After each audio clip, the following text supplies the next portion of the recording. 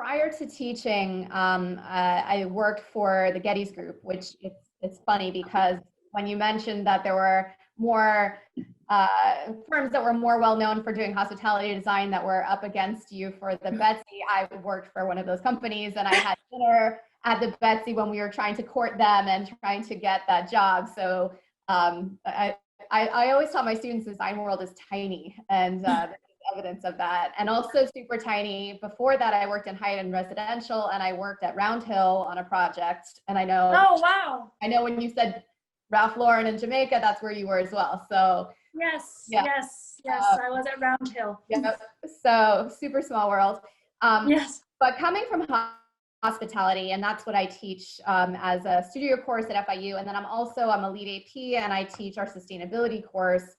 I'm often talking to the students about the differences in the different typologies of design and how sustainability is more important and more critical for some typologies than others. And in hospitality in particular, what I find in talking to different practitioners is that the bottom line is a real driver in terms of how willing they are, meaning the owners, to invest in sustainable initiatives. And a big reason is because properties are going to be renovated or sold within 5 years. If you are investing in something that's really not going to pay off for 10 years, the ROI isn't there. And so as a whole, when we talk about design with our students and talk about sustainability, hospitality is usually behind the 8 ball. And I was wondering if that's something that you guys are encountering, if you think your clients are, and I know you have different types of clients, are your clients prioritizing sustainable design, or are they not? And if not, what motivates that?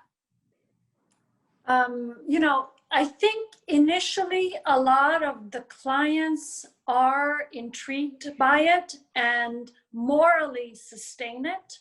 Unfortunately, still today, and I'm not talking about the Betsy only, I'm talking about in general, still today, unfortunately, because the costs of making a sustainable 100% sustainable design is still monetarily not sustainable.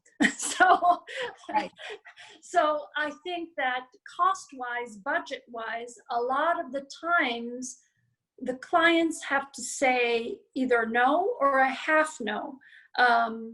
So until the prices start going down, it's still going to be a little bit hard. Having said this, I think that in the last few years, there has been a huge improvement.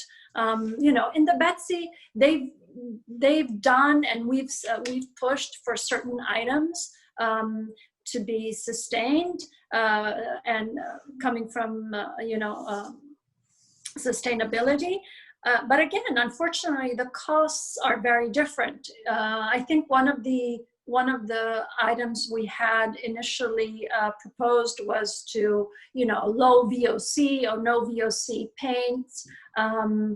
But at the end of the day, when a hotel needs to be touched up and repainted a lot, not like a home, it's harder because budget-wise, VOC paints are a lot more expensive. That's where the difference between residential and hospitality comes.